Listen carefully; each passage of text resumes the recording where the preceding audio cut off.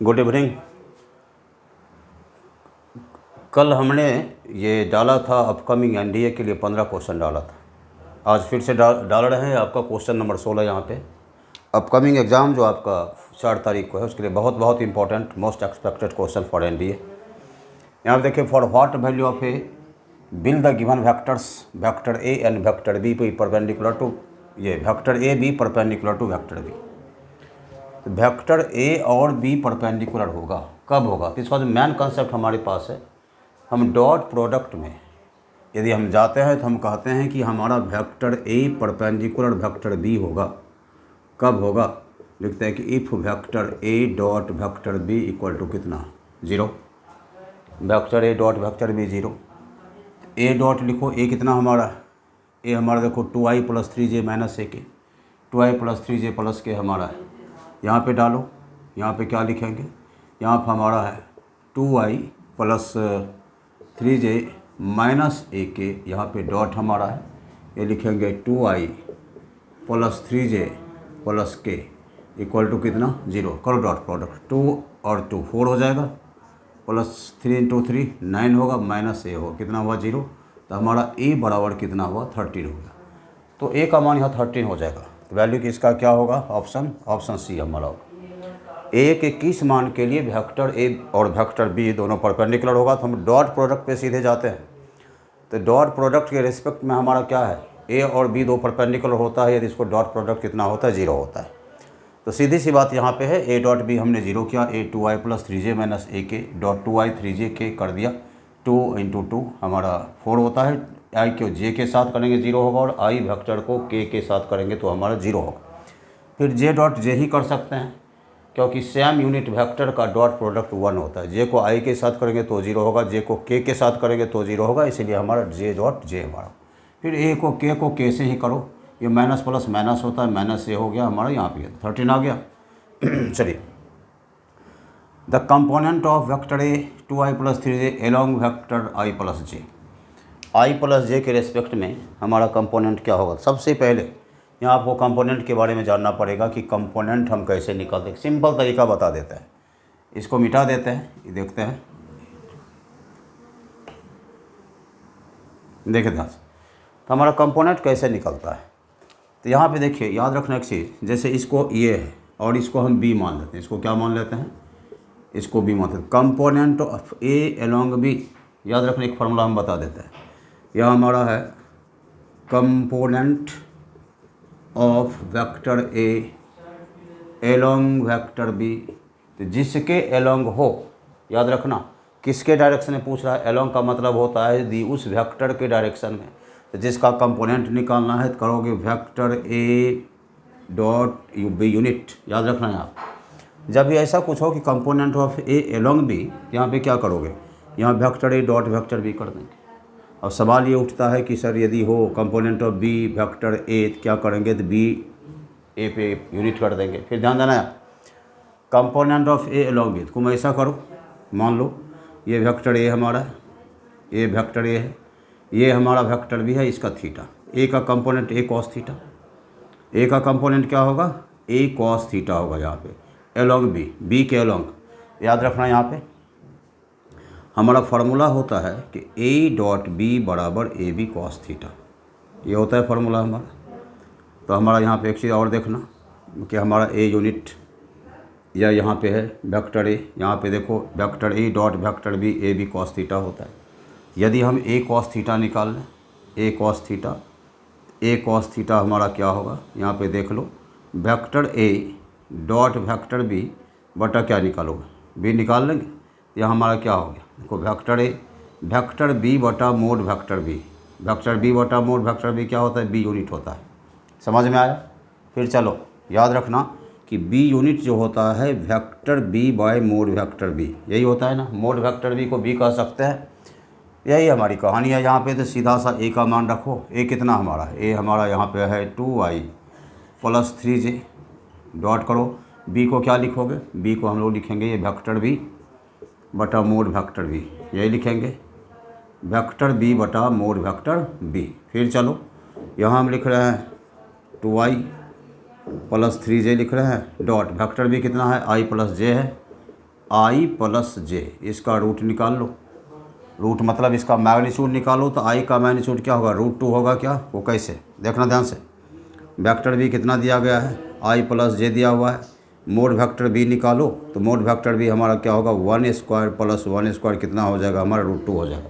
Clear है। तो यहाँ पे सीधा सा हमारा ये रूट होगा। अब इसको काम करो, 2 इंटू ये, तो 2 हो गया, प्लस 3 हो गया, बटा √2 हो गया। तो कितना हमारा हो, ये हमारा 5/√2 आंसर हो गया। तो इसका आंसर हमारा ए हो जाएगा, ऑप्शन ए, 5/√2। फिर एक बार सीखना, और 2i डॉट आई, तो 2 हो जाएगा, जे डॉट जे करेंगे, 2i को जे के साथ करेंगे, आई को जे के साथ 0 हो जाएगा, तो जे को आई के साथ करो 0, जे को जे के साथ करो, तो जे डॉट जे 1 होता है, ये 3 हो गया।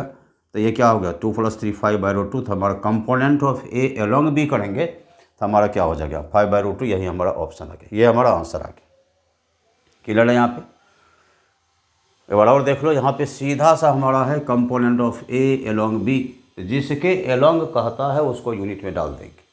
कहेंगे component of b along a, तो बी डॉट ए यूनिट हो जाएगा। यह कहता है a along b, vector a b का यूनिट लिख देंगे, जिसके एलोंग जिसके डायरेक्शन बोल रहा है। तो हरदम याद रखना कि जब किसी के एलोंग किसी की दिशा में किसी वेक्टर का कंपोनेंट निकालो तो उसका यूनिट सीधा लिखते हैं। जैसे यहाँ पे सीधा सा फिर एक बार हम बोल रहे हैं कि component of a along b बोलेंगे तो vector a dot vector unit vector b. अब component of b along a बोलेंगे तो vector b dot a unit. याद रखना इस चीज़ को, जिसके रेस्पेक्ट में जिसके एलोंग बोलेंगे उसका यूनिट निकाल लें। जैसे यहाँ पे तुम्हारा क्या है, component of a along b हमारा ए डॉट बी यूनिट। यदि ये होता बी एलोंग ए, यहाँ बी वेक्टर लिखते हैं, यहाँ ए यूनिट लिखते हैं। और कहाँ से आया था ये देखो, a dot b a b cos theta होता है, a cos theta vector a dot b बटा बी हो गया। देखो ए कॉस थीटा है, इस इधर दे के आए, वेक्टर बी बटा mod vector b, b unit होता है। तो दिस इज द कंसेप्ट, यही हमारा कंसेप्ट।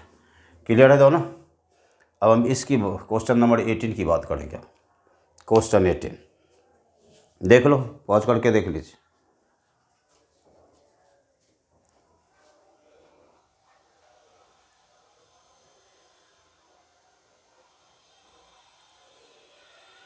चलो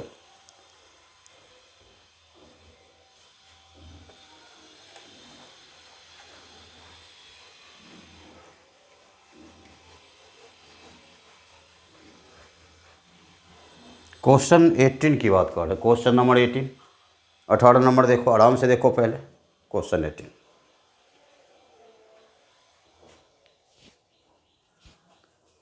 देखो यार, ये सीधा यहाँ पे कह रहा है कि value of a vector a dot a cross c, a dot a cross c कह रहा है। इसका वैल्यू क्या होगा हमको यहाँ पे देखना है। ए डॉट ए क्रॉस सी, सबसे पहले याद रखना ये हमारा ए क्रॉस सी, ये हमारा ए डॉट, ये हमारा वेक्टर है। तो ए और सी देख लो यहाँ पे, ए क्रॉस सी, जब हम ए डॉट ए क्रॉस सी की बात करते हैं, ए डॉट ए क्रॉस सी, इसका वैल्यू जनरली हमारा 0 होता है। क्योंकि देखिए हमारा सीधा सा, यदि इसको हम एक्स मान लें, इस वेक्टर को एक्स मान लें हम, या वेक्टर ए को हम कहते हैं वेक्टर ए डॉट एक्स। ये क्या, इस दोनों के बीच का एंगल याद रखना कि एक हरदम याद रखना कि ए क्रॉस सी ए सी साइन थीटा एल कैप होता है। तो कन्फर्मली हमारा ये जो होगा इस पर ये परपेंडिकुलर होगा, जो इसका क्रॉस प्रोडक्ट का जो देखेगा। एक याद रखना कि ए क्रॉस सी हमारा ए सी साइन थीटा एल कैप, या कभी कभी हम लोग लिखते हैं इसको, जैसे इसको यहाँ बी लिख देते हैं, बी बराबर ए क्रॉस सी। तो कन्फर्मली ये जो बी होगा ना, इसके प्लेन पे परपेंडिकुलर होगा। ये बी क्या होगा, इसके प्लेन पे परपेंडिकुलर। यदि इसको लिख रहे हैं तो इसका ये जो इसको किसी और के साथ ही प्रोडक्ट करते हैं, इस पार्ट को याद रखना कि हमारा वेक्टर ए के साथ यदि ये हमारा होगा, तो हमारा जब ये परपेंडिकुलर होगा दोनों, याद रखना जब ये दोनों परपेंडिकुलर होगा तो कन्फर्मली डॉट प्रोडक्ट इसके साथ परपेंडिकुलर। डॉट प्रोडक्ट किसके साथ परपेंडिकुलर है, ए क्रॉस सी के साथ। तो जब डॉट प्रोडक्ट परपेंडिकुलर हो, यदि कोई दो वेक्टर परपेंडिकुलर हो तो उसका डॉट प्रोडक्ट कितना होता है, 0 होता है। तो सीधी सी बात है कि इसका आंसर हमारा 0 हो जाएगा। और आया हुआ क्वेश्चन है मोस्ट इंपॉर्टेंट क्वेश्चन, याद रखना। यहाँ डी क्या हो जाएगा हमारा, 0 हो जाएगा। सॉल्यूशन आपके सामने है, देखो इसको आराम से देखो। नेक्स्ट फिर देखेंगे 19 नंबर क्वेश्चन।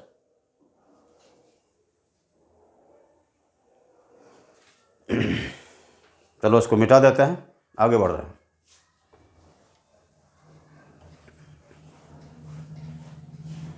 क्वेश्चन 19 की तरफ चल रहे हैं। क्वेश्चन 19, एक क्वेश्चन ऐसा हमारा है,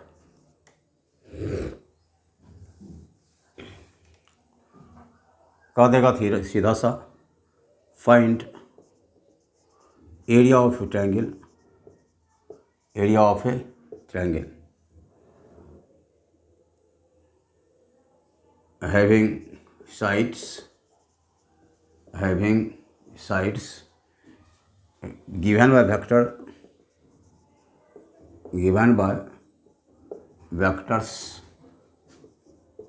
a बराबर 3i plus 4j and b बराबर 2i प्लस j इज। अब देखना यहाँ पे एरिया पूछ रहा है हमारा।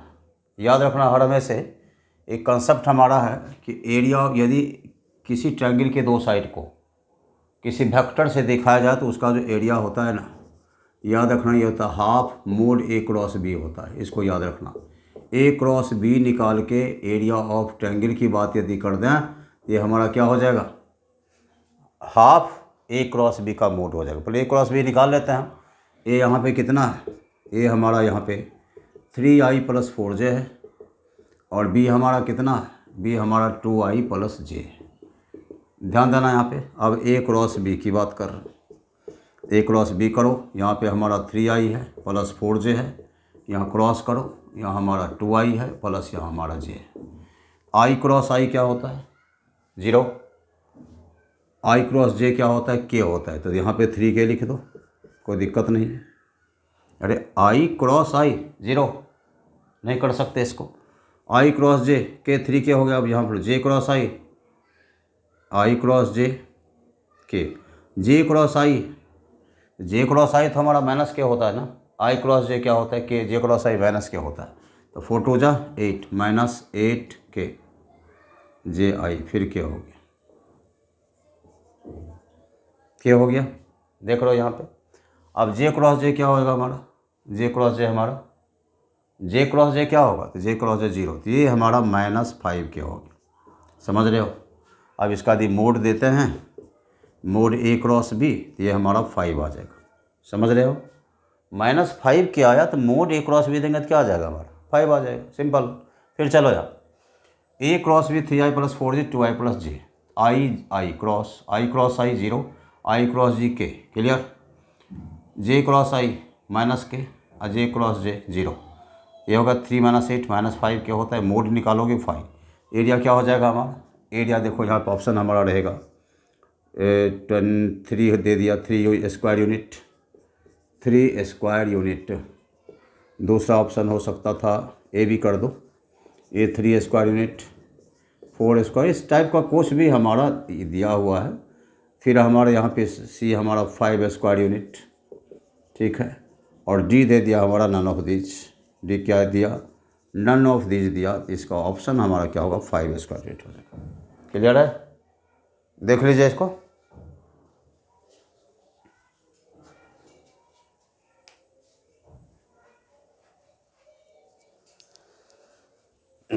चलो एक इसका क्वेश्चन नंबर 20,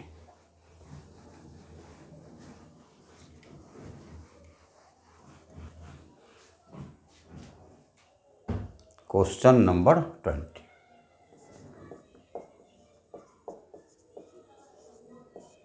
लिखता है if vector a equal to √5, vector b equal to 3, a cross b equal to 2 a dot b,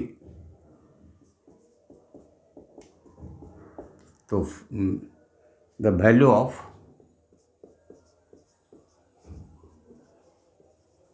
A plus b is, mod a plus b is, पहला दे दिया ए नंबर 5√2 दिया, दूसरा दे रहा है 2√5, तीसरा हमारा है 3√2 और डी है हमारा 2√3। अब ध्यान देना, वेक्टर ए हमारा दिया गया है √5, वेक्टर बी का मोड है 3, ए क्रॉस बी दी सवाल।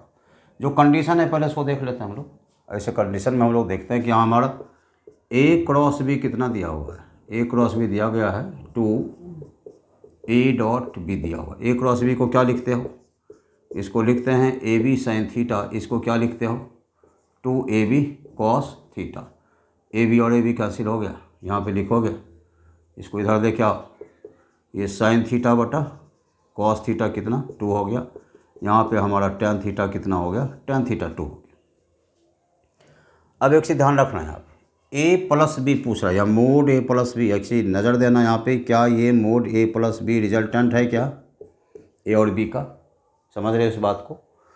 मोड ए प्लस बी क्या है, ए प्लस बी का रिजल्टेंट है। क्या रिजल्टेंट का ये फार्मूला होता है, ये वाला formula a square plus b square plus 2ab cos theta होता है। तो कॉस थीटा तो नहीं पता, यहाँ से कॉस थीटा निकाल लो। टेन थीटा 2 है तो देखो यहाँ पे ध्यान से, ये हमारा थीटा है तो टेन थीटा हमारा क्या ए बी सी ले लो यहाँ पे।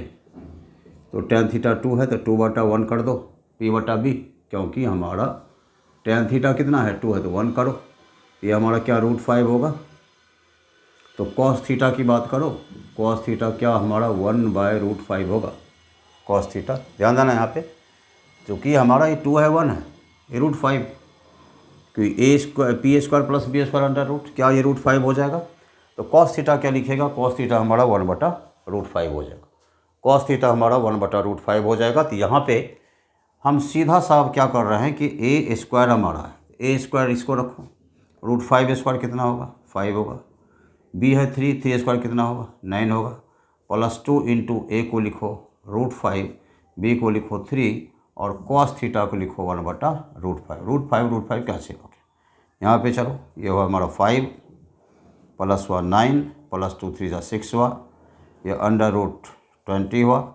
इसको कर दो 2 इंटू 5 किया, ये 2 बाहर आया, ये हमारा √5 हो गया। यहाँ पे देख लो ऑप्शन क्या आ गया हमारा, ऑप्शन आ गया 2√5। देखिए इसको ध्यान से,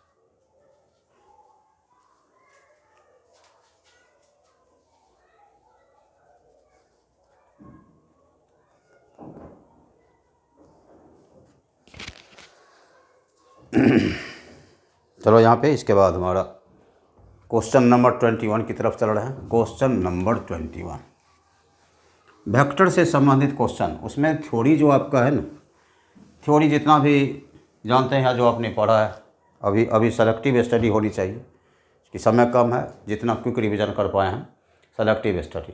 तो वेक्टर एनालिसिस के अंदर ज़्यादा से ज़्यादा प्रॉपर्टी आना चाहिए। जैसे यहाँ पे एक चीज़ ऐसा क्वेश्चन दे रहे हैं, क्वेश्चन नंबर 21 दे देते हैं। यहाँ लिखेंगे वेक्टर इंटू वेक्टर क्या होता है, वेक्टर इंटू वेक्टर व्हाट। यहाँ तुमको दे दिया ए में वेक्टर दिया, फिर तुम्हारा बी में स्केलर दिया, सी में तुमको बोथ ऑफ एबव दे दिया, बोथ ऑफ एबव दे दिया, और डी में तुमको नन ऑफ दीज दे दिया। डी में क्या दे दिया, नन ऑफ दीज। अब नज़र देना है, वेक्टर क्रॉस वेक्टर कह रहा है, वेक्टर गुना वेक्टर। यहाँ क्रॉस प्रोडक्ट मत माना, यहाँ वेक्टर गुना वेक्टर मानोगे कि वेक्टर गुना वेक्टर क्या होता है। स्केलर गुना वेक्टर स्केलर, जी नहीं वेक्टर। स्केलर गुना स्केलर, स्केलर गुना वेक्टर, वेक्टर गुना स्केलर वेक्टर, और वेक्टर बटा वेक्टर। वेक्टर को डिवाइड वेक्टर से कहते हैं तो वो होगा ही नहीं, क्योंकि वेक्टर डिवीजन के केस में वैलिड नहीं है। यहाँ पे तुम्हारा है वेक्टर गुना वेक्टर पर एक कम करो। यहाँ 2 केस हमारा आता है, एक हमारा होता है वेक्टर का ये भी गुना है, एक वेक्टर का देखो, एक वेक्टर का हमारा ये भी गुना है मल्टीप्लिकेशन है, एक वेक्टर का हमारा ये भी मल्टीप्लिकेशन है। समझ रहे हो, इसका वैल्यू क्या होता है ए बी कॉस थीटा, मतलब ये मैग्नीट्यूड होता है। इसका क्या होता है a b sine theta n cap होता है। जैसे एन कैप आया वेक्टर को बता रहा है, तो याद रखना कि वेक्टर गुना वेक्टर की बात कर रहे हैं। तो एक हमारा देखो, ये हमारा ये भी जा रहा है और ये भी जा रहा है, दोनों हमारा आ रहा है वेक्टर गुना वेक्टर। तो हमारा देखो वेक्टर गुना वेक्टर, ये भी वेक्टर का मल्टीप्लिकेशन है, ये भी वेक्टर का मल्टीप्लिकेशन है। अंतर यही है कि एक डॉट प्रोडक्ट है, एक क्रॉस प्रोडक्ट है, कि दोनों मल्टीप्लिकेशन ही है। यहाँ क्या देख रहे हो, यहाँ मैग्नीट्यूड दे रहा है, तो मैग्नीट्यूड मतलब क्या होता है स्केलर होता है। ये कौन सी क्वांटिटी है? ये हमारी स्केलर क्वांटिटी है। और ये क्या है? जैसे एन कैप है कि यूनिट वेक्टर डायरेक्टिव प्रॉपर्टी है, डायरेक्शन बताया था, तो ये हमारा क्या शो कर रहा है? ये वेक्टर शो कर रहा है। तो क्या देख रहे हो कि वेक्टर गुना वेक्टर क्या होता है? स्केलर भी होता है, वेक्टर भी होता है। तो ऑप्शन हमारा 3 हो जाए। इसमें मैक्सिमम बच्चे गलती करते हैं। जनरली मैंने देखा है कि वेक्टर गुना वेक्टर को बच्चा वेक्टर दिखता है जी, लेकिन जी नहीं, आप वेक्टर गुना वेक्टर आपने सीधा देखा कि ए मल्टीप्लिकेशन है, ए डॉट बी भी मल्टीप्लिकेशन में आता है, ए क्रॉस बी भी मल्टीप्लिकेशन में आता है, ए डॉट बी हमारा ए बी कॉस थीटा होता है, a b cos theta that means magnitude, और मैग्नीट्यूड हमारा क्या होता है? स्केलर होता है। ए क्रॉस बी हमने देखा a b sine theta. N cap की बात कर रहे थे, जो एन कैप हमारा है ये क्या है? ये हमारा यूनिट वेक्टर है, और यूनिट वेक्टर का डायरेक्टिव प्रॉपर्टी है। दैट मीन्स क्या? ये क्या है हमारा? वेक्टर।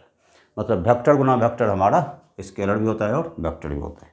देखो इसको,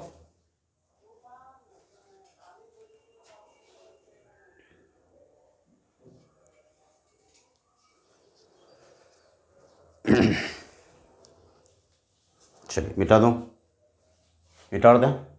ठीक,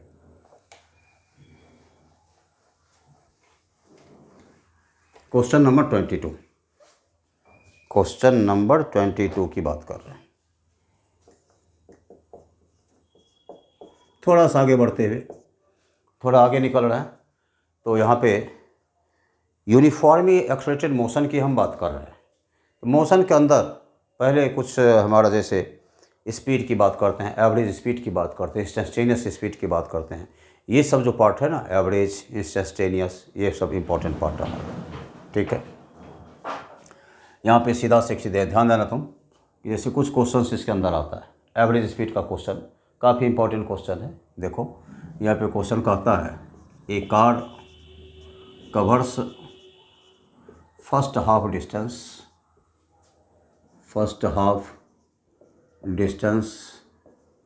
with speed v1 and the next half with speed v2. The average speed of car will be, या b, the average speed of the car is, देखना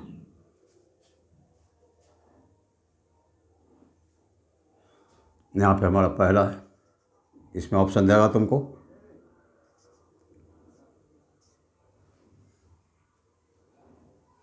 कि 2/v1 प्लस 2/v2। फिर दूसरा दे देगा 2v1 प्लस v2। सी दे दिया 1/v बराबर 1/v1 plus, या यहाँ दे देगा 2/v1 प्लस 2/v2। देख लो यहाँ पे, यहाँ हमारा 3 ऑप्शन यहाँ पे देखो। तो ऐसा कर दो यहाँ पे कि v1 प्लस v2/2, डी दे दिया नन ऑफ दीज। इस टाइप का तुमको क्वेश्चन डाला, पूछा हुआ क्वेश्चन है। तो डायरेक्टली इसका कहता है कि हाफ, हम 2 चीज़ यहाँ पे बता रहे हैं आपको।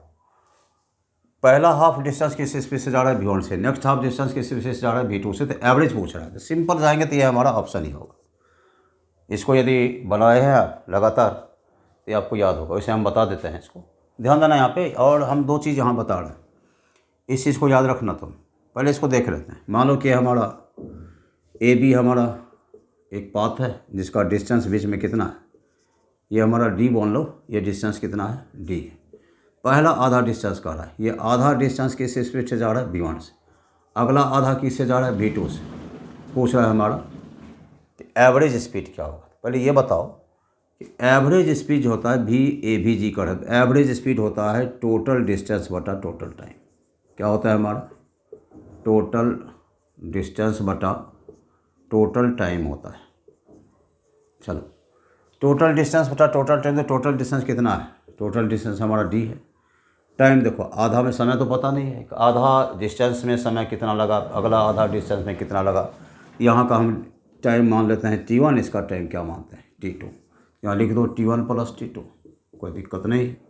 यहाँ पर चलो d बटा T1 क्या होता है, t बराबर क्या होता है, समय बराबर दूरी बचा 4, t बराबर डिस्टेंस बटा स्पीड, तो डिस्टेंस कितना है d/2 है, स्पीड कितना है v1 है, तो d/2/v1 लिखो, प्लस यहाँ लिखो d/2/v2। फिर चलो d बटा यहाँ लिखो, ये लिखेंगे d/2v1, यहाँ लिखेंगे d/2v2। फिर ध्यान देना यहाँ बोलो कि सर ये नहीं समझा हमने, ये कैसे बता दिए आप। समय बराबर क्या होता है, समय बराबर दूरी बटा 4, टाइम बराबर डिस्टेंस बटा स्पीड, तो टाइम यहाँ T1 है, डिस्टेंस कितना है d/2 क्या है, स्पीड कितना है v1 है, तो d/2/v1 ये तो आता है आपको। फिर T2 हमारा d/2/v2 हम लिखते हैं d/2/v1, तो d/2 भाग v1 d/2 गुना 1/v1 बराबर d/2v1। कहानी ख़त्म, समझ गए यार, यही हो गया d/2v1 d/2v2। इसमें क्या करो तुम, उड़ा दो सबको, ख़त्म करो। बोलोगे ये कैसे कर दिया आप, समझ में नहीं आया। ये कुछ नहीं, हमारा कॉमन है दोनों में, ख़त्म कर दिया इसको, तो हमारा यहाँ पे आ गया 1/2v1 प्लस 1/2v2। ये हमारा हुआ 1 यहाँ पे 2v1v2, ये हमारा 2v1 कट गया, यहाँ v2 बचा, प्लस 2v2 कैंसिल हो गया, यहाँ v1 बचा। से कुल मिला के हमारा क्या हो रहा है, कुल मिला के हमारा एवरेज हो रहा है 2v1v2, ये ऊपर जाएगा, नीचे हमारा होगा v1 प्लस v2, ये ऊपर ये नीचे। क्लियर, समझ में आया। तो ये हमारा था, बहुत बहुत इंपॉर्टेंट पूछा हुआ एनडीए का क्वेश्चन है कि कार जो है फर्स्ट हाफ डिस्टेंस v1 से, अगला आधा डिस्टेंस v2 से, तो एवरेज स्पीड क्या होगा 2v1v2/v1 प्लस v2। रट्टा मार दो सीधा सा, ठीक है। चलो देखो इसको,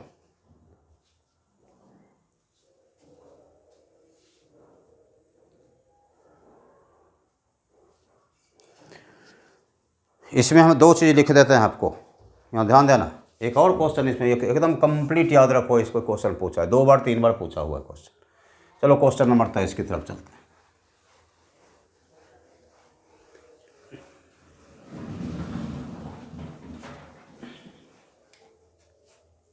क्वेश्चन नंबर 23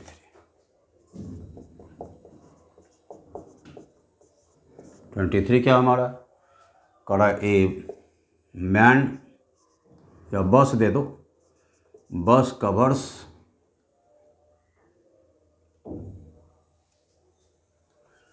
दोनों ट्रेवल्स लिखते हैं, बस travels first half time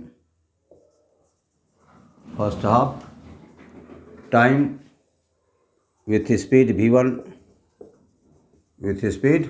v1 and the next half time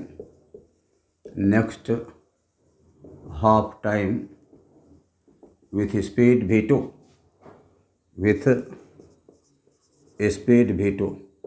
the average speed of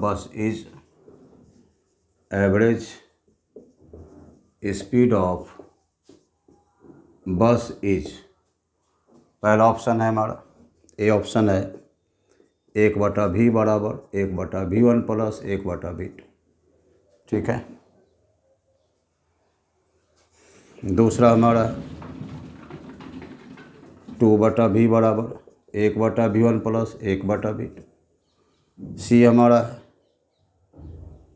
कि v1 plus v2/2। D option हमारा है नन ऑफ दिस, इस ढंग का हमारा ऑप्शन। तो यहाँ पे कह रहा कि पहला आधा डिस्टेंस v1 से, अगला आधा नहीं सॉरी पहला आधा टाइम v1 से, अगला आधा टाइम v2 से, तो एवरेज स्पीड क्या होगा। तो सीधा यहाँ पे याद रखना एक चीज़ तुम कि इसको हम बनाएंगे कैसे। तो ये मान लो कि हमारा यहाँ पे ए और बी है, एक डिस्टेंस है जो इसमें पूरा टाइम कितना है t लग रहा है हमारा।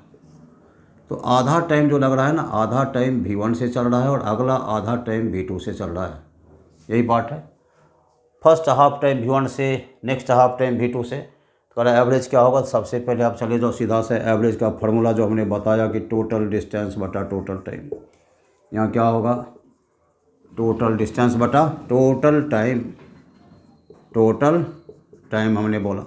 तो टोटल डिस्टेंस हमारा पता है क्या, यहाँ आपको टोटल डिस्टेंस पता नहीं, तो कैसे निकालेंगे। देखो यहाँ से समय है ये, इसको तुम d1 निकालो, इसको तुम d2 निकालो, कोई दिक्कत नहीं है।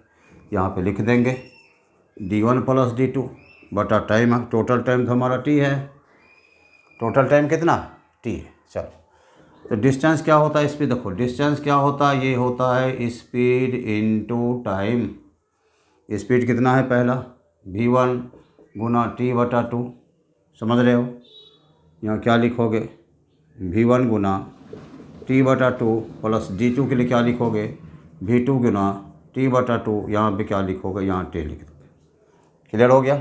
चलो यहाँ फिर लिखते हैं हम लोग, यहाँ पे देखिए 2 लिखा, यहाँ पे या एक काम करो ना, उड़ा दो पकड़ के, ख़त्म करो, तो हमारा क्या हो गया V1 प्लस V2 बटा 2 हो गया। आंसर क्या है हमारा, आंसर हमारा सी है। क्लियर। देखो इसके बाद आराम से देखो,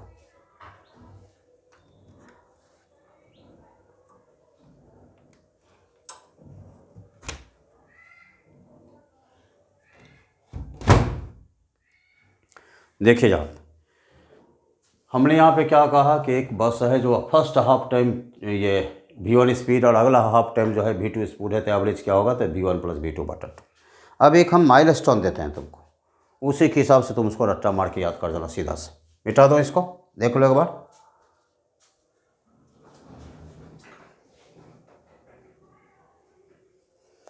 अब 24 चलो, क्वेश्चन नंबर 24।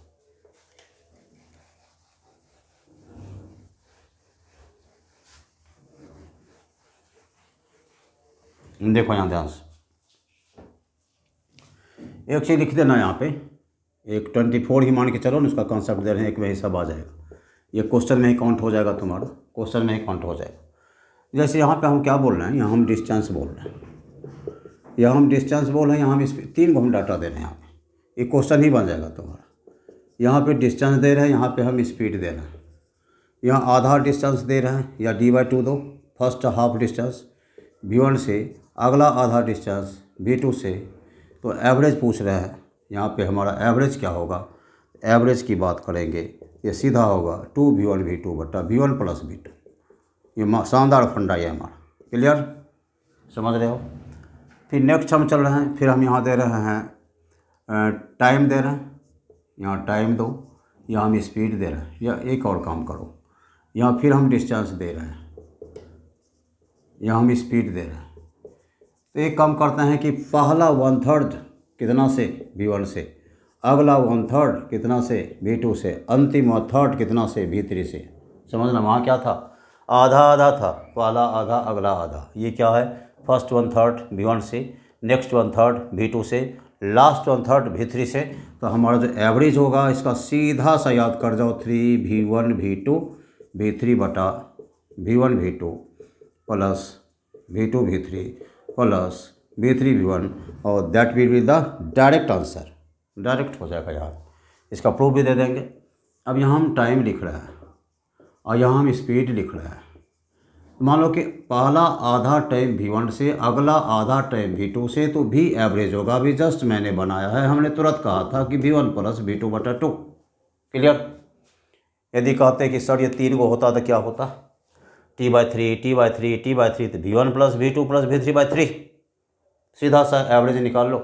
चलो यहाँ पे यह बड़ा हुआ, पहला देखा कि पहला 1/3 अगला 1/3। एक साथ काम करो, मान यहाँ लिखते हैं कि स्पीड पहला 60 किलो, एग्जाम्पल दे रहे हैं 60 किलोमीटर पर आवर, ये लिख रहे हैं 20 किलोमीटर पर आवर, ये लिख रहे हैं 10 किलोमीटर पर आवर। क्वेश्चन, तुम्हारा क्वेश्चन कि एक कार है या एक बस है जो पहली 1/3 भाग 60 किलोमीटर पर आवर की स्पीड से, अगला 1/3 पार्ट 20 किलोमीटर पर आवर की स्पीड से, और लास्ट 1/3 पार्ट जो है 10 किलोमीटर पर आवर की स्पीड चलता है। तो एवरेज क्या होगा, तो यहाँ पे सीधा लिखेंगे 3 × 60 × 20 × 10 बटा V1 V2 1200 लिखो, V2 V3 200 लिखो, V3 V1 600 लिखो।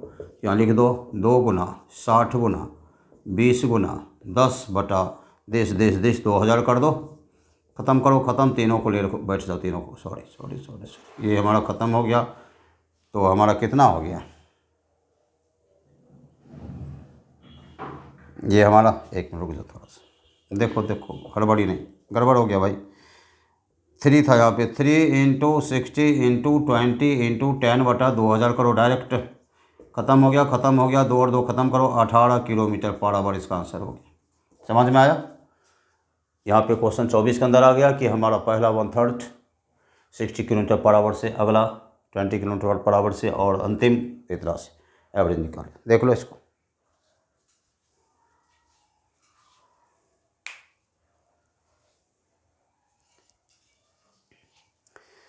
अब चलो क्वेश्चन नंबर 25 की तरफ। Question number 25।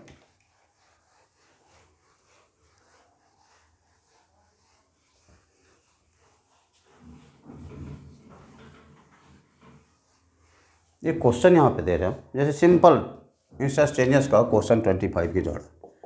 क्वेश्चन नंबर 25 की हम बात करें, आराम से देखना इसको, एकदम आराम से। कह रहा है कि एक पार्टिकल का डिस्प्लेसमेंट टाइम के साथ इस प्रकार संबंधित है। The displacement of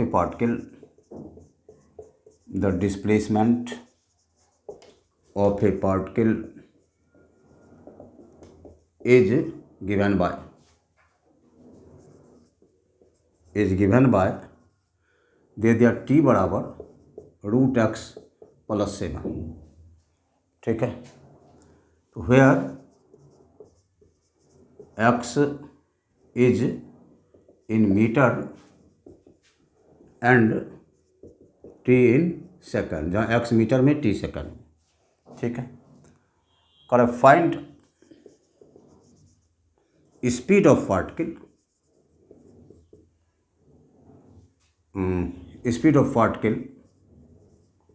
in 3 second या 1 सेकंड, कुछ भी डाल दो, कुछ भी मार दो यहाँ पे 1 सेकंड।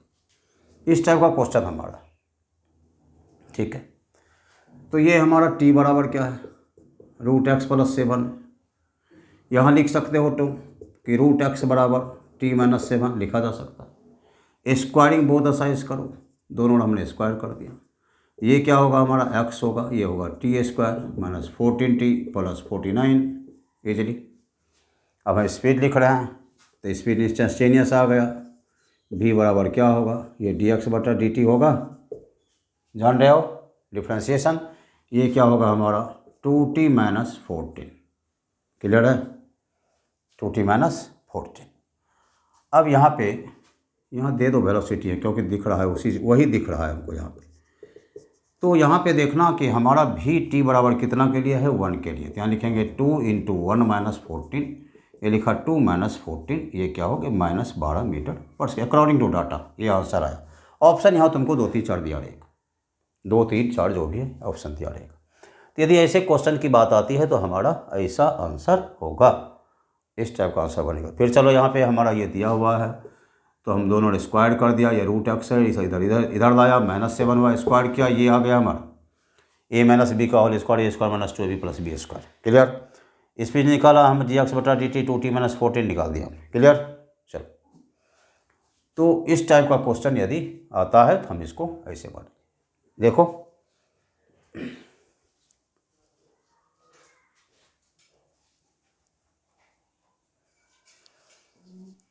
क्वेश्चन नंबर 26 की बात करें, 26।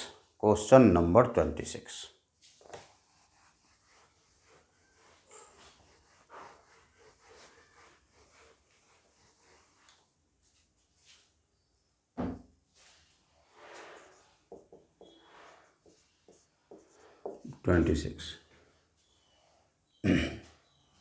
एक्सेलरेशन ऑफ ए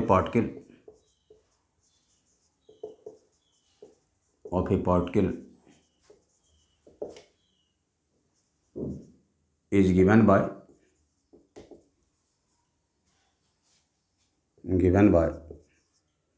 a बराबर 3t²।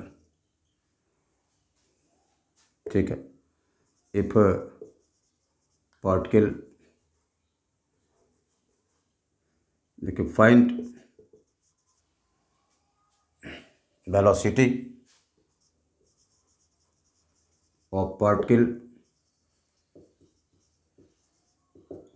एट t बराबर 2 सेकंड इफ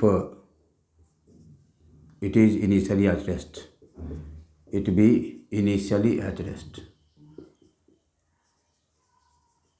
अब समझना इसको, क्वेश्चन की बात आ रही। तो यहाँ पे हमारा ऑप्शन दिया हुआ है, यहाँ पे है 6 यूनिट, 6 यूनिट यहाँ पे है। दूसरा हमारा है 20 यूनिट्स, तीसरा हमारा है 27 यूनिट्स, और चौथा हमारा है नन ऑफ दिस। चौथा क्या है? None of this. अब देखो ध्यान से, यहाँ पे ए दिया हुआ है, ए हमारा कितना है यहाँ पे 3t²। समझना इसे, क्वेश्चन को कैसे बनता है। हमको यहाँ पे वेलोसिटी निकालना है, तो थोड़ा दिमाग में जोर डालो यहाँ पे। वेलोसिटी निकालना है तो हमारा ए dv बटा dt, जानते हो ए क्या होता है? dv बटा dt। यहाँ लिखते हैं dv बटा dt, यहाँ पे क्या होगा 3t²। मज़े में आगे बढ़ जाता है ना। कैसे बढ़ेंगे? क्वेश्चन का अप्रोच है, बनाओगे अप्रोच पता चलेगा, बिना बनाए अप्रोच पता नहीं चलता। Practice is practice always. तो dv 3t² dt हुआ। अब हम कैसे निकालेंगे इसको? इंटीग्रेटिंग कर देते हैं इसको हम खूब बढ़िया से, मज़े में कर दो इंटीग्रेटिंग। यहाँ लिखिए dv, इसका सीमा ले लो, लिमिट ले लो u से v तक। यहाँ फिर चलो 3t² dt, तो हमारा 0 से 2, क्योंकि रेस्ट है तो टाइम t बराबर 0 पे रेस्ट में था ना। अब कितना टाइम पे है? 2 टाइम पे, तो निकाल दो इसको। dv को क्या लिखोगे?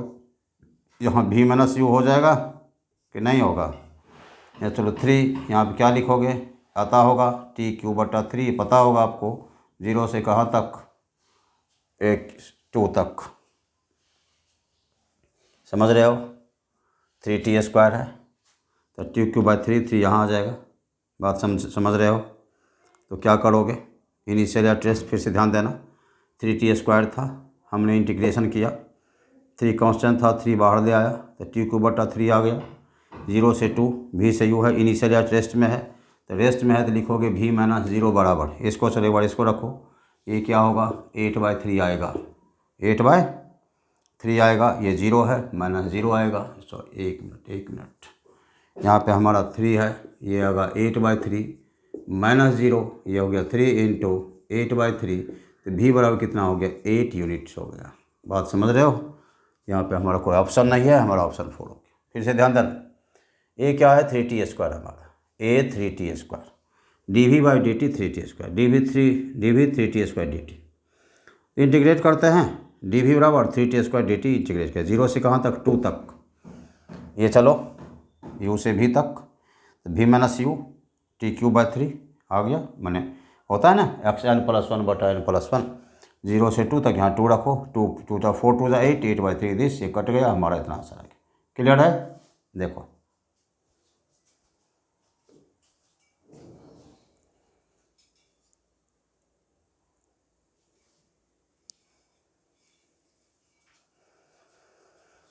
Question number 27, question number 27।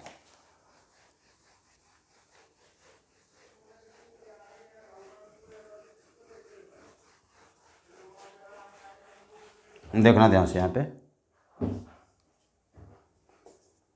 Question number 27 की बात करें।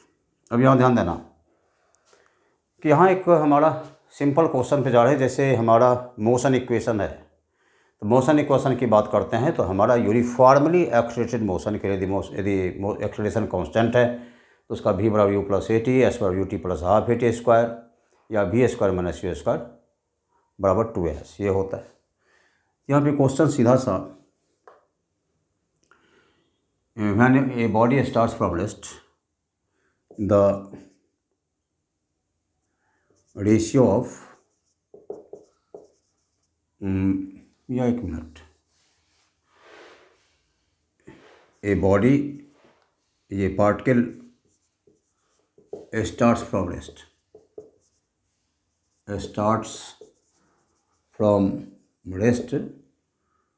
and moving with constant acceleration,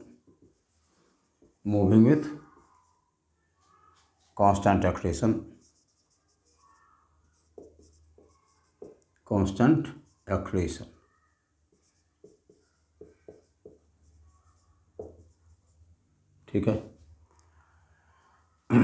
एक बॉडी स्टार्ट होती है, स्टार्ट रेस से होती है, एंड मूव्स लिख दो, and moves with constant acceleration. कौन सा एक्सप्रेशन चलती है? The displacement of body, the displacement of the body या ऑफ ए बॉडी या ऑफ द बॉडी, कुछ भी लिखो, varies with time, varies with time as, ऐसा दे दिया। एज है ये हमारा, एज यहाँ डालो। फर्स्ट हमारा है कि टी स्क्वायर या टी हाफ है, दूसरा हमारा टी क्यूब है, टी 3/2, तीसरा है टी माइनस हाफ है, और चौथा हमारा टी स्क्वायर। इस ढंग से हमारा क्वेश्चन है। तो किसके किसके साथ रिलेशन है तुम्हारा? डिस्प्लेसमेंट का समय के साथ रिलेशन है, तुमको ये पता है। एस बराबर होता है UT plus half A T square. Clear है? ये तो जीरो है क्योंकि स्टार्ट फ्रॉम रेस्ट मतलब क्या, यू कितना, जीरो। तो हमारा हो गया एस बराबर हाफ ए टी स्क्वायर। हमारा ए भी कांस्टेंट है, ए प्रोपोर्शनल किसका हो गया, टी स्क्वायर। इसका ऑप्शन क्या हो गया? इसका ऑप्शन हमारा 4 हो गया। ऑप्शन नंबर 4 नोट करो।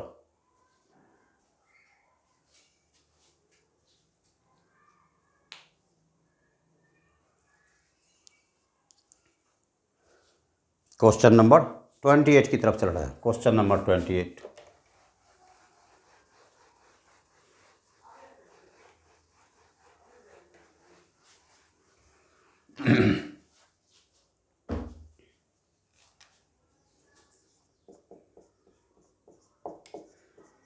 देखिए ध्यान से, इसमें हमारा क्वेश्चन नंबर 28 में तुम्हारा मोशन अंडर ग्रेविटी की बात करो। तो मोशन अंडर ग्रेविटी का कुछ फार्मूला हमारा होता है, उसको एक हम डाटा बना देंगे, उस डाटा को चुपचाप याद कर दो। सीधा यहाँ पे क्वेश्चन है कि the highest distance, the maximum height, the maximum height attained by body, attained by a body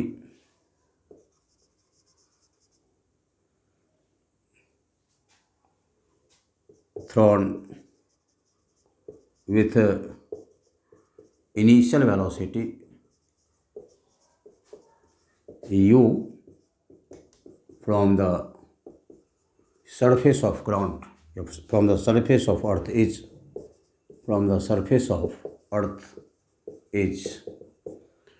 कह रहा है कि अर्थ के सरफेस से इनिशियल वेलोसिटी u से किसी बॉडी को, एक मिनट, मैं हाँ, कह रहा है कि maximum height attained by body thrown with initial velocity u from the surface of the ground. Earth के सरफेस से ऊपर की तरफ u वेलोसिटी से फेंके जाने वाली वस्तु का मैक्सिमम हाइट होता है, पहला दे दिया u/g, दूसरा दे दिया u² g, और तीसरा दे दिया u²/2g, और चौथा दे जा तुम्हारा 3a²/2g। ऑप्शन हमारा ये होता है, ये हमारा ऑप्शन होता है। और बहुत इंपॉर्टेंट पार्ट, इंपॉर्टेंट क्वेश्चन है हमारा, ये है को कैसे होता है हमारा। तो बॉडी मान लो कि हमारा ये ऊपर की तरफ किसी बॉडी को फेंका है u स्पीड से, तो ये ऊपर जा रहा है ना, याद रखिएगा एस का फार्मूला होता है ut plus half A T square. ऊपर जा रहा है तो एच लिखो, u हमारा है, और ये देख लो ध्यान से, किसी बॉडी को ऊपर फेंक रहे हैं, ऊपर फेंक रहे हैं तो उसका मैक्सिमम हाइट क्या होगा, यहाँ पे कह रहा है मैक्सिमम, यहाँ पे भी हमारा 0 हो जाएगा ना, तो इससे हमारा बनेगा नहीं, सबसे पहले इससे नहीं बनेगा हमारा। यहाँ भी आ रही, ये आ रही, एच यहाँ पे है, ये मैक्सिमम हाइट हमारा यही एच होगा। तो v² माइनस u² क्या होता है, 2s होता है। v 0 हुआ, माइनस u² 2 माइनस जी, यहाँ पे h कर दो, माइनस u² लिखोगे, माइनस 2gh कैंसिल करो, h बराबर क्या हो गया, ये हो गया u²/2g, और यही हमारा ऑप्शन हो गया u²/2g। क्लियर है? क्लियर है? देख लो इसको।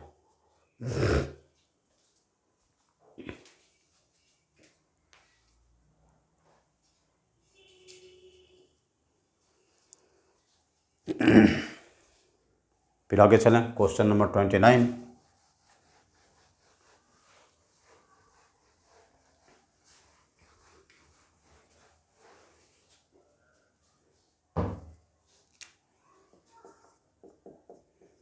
Question number 20। इसके लिए हम डाटा एक दे रहे हैं। पहले एक काम करो यहाँ पे, if body moves with constant acceleration, if a body moves with constant acceleration, then which of the following statement is true?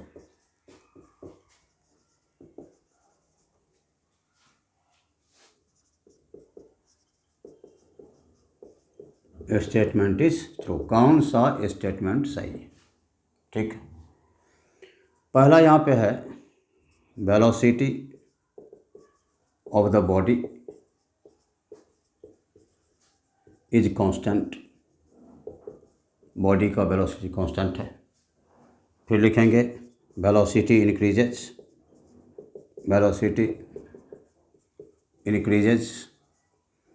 तीसरा लिख रहे हैं वेलोसिटी डिक्रीजेज, और चौथा लिख रहे हैं नन ऑफ दिस। याद रखना, जब यूनिफॉर्म या कांस्टेंट एक्सेलेरेशन से बॉडी चलती है तो याद रखना ये हमारा टाइम है, ये हमारा वेलोसिटी है। तो इसका कांस्टेंट एक्सेलेरेशन का ये ग्राफ हमारा होता है, याद रखना। जैसे जैसे समय बढ़ता जा रहा है वेलोसिटी बढ़ता चला जा रहा है। कांस्टेंट एक्सेलेरेशन का क्या मतलब? यूनिफॉर्म एक्सेलेरेशन का मतलब होता है किसी बॉडी का स्पीड का बढ़ना। इसका ऑप्शन सीधा सा क्या होगा कि वेलोसिटी इंक्रीजेज। याद रखना इसको। जब वेलोसिटी टाइम ग्राफ बढ़ते हैं तो हमारा 1 सेकेंड 2 सेकेंड 3 सेकेंड बढ़ रहा है। निश्चित समय के अंतर पे निश्चित वेलोसिटी, इक्वल टाइम इंटरवल में इक्वल वेलोसिटी। तो इसका हम लोग क्या निकालते हैं? स्लोप निकाल लेते हैं। तो हम लोग देखते हैं कि जैसे जैसे समय बढ़ता है वैसे वैसे वेलोसिटी, जैसे कांस्टेंट एक्सेलेरेशन है तो इसका ग्राफ लीनियरली होगा, स्ट्रेट लाइन होगा हमारा। तो जब हमारा कांस्टेंट एक्सेलेरेशन हो तो वेलोसिटी बढ़ता है। लिख लीजिए इसको।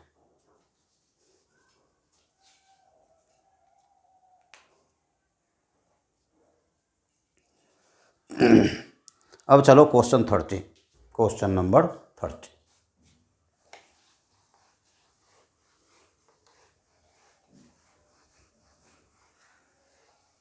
देखना यहाँ पे क्वेश्चन 30। यहाँ पे कह रहा है a man throws A ball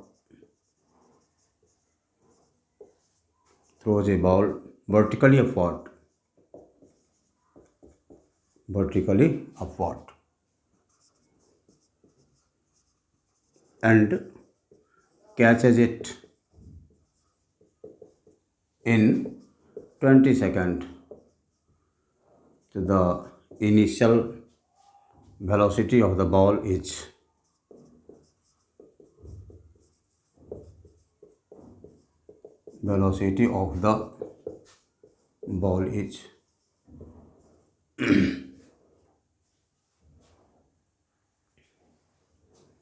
तो पहला हमारा ध्यान देना यहाँ पे, ये 50 मीटर पर सेकेंड। दूसरा दे दिया 100 मीटर पर सेकेंड। तीसरा दे दिया 200 मीटर पर सेकेंड। और चौथा दे दिया 20 मीटर पर सेकेंड। समझना यहाँ सीधा है कि बॉल को ऊपर फेंका और फिर से कैच कर दिया। समझना यहाँ पे, बॉल ऊपर गया और फिर से उसने कैच कर दिया बॉल को। तो बॉल जब तक हवा में रहती है तो उसको टाइम ऑफ फ्लाइट कहते हैं।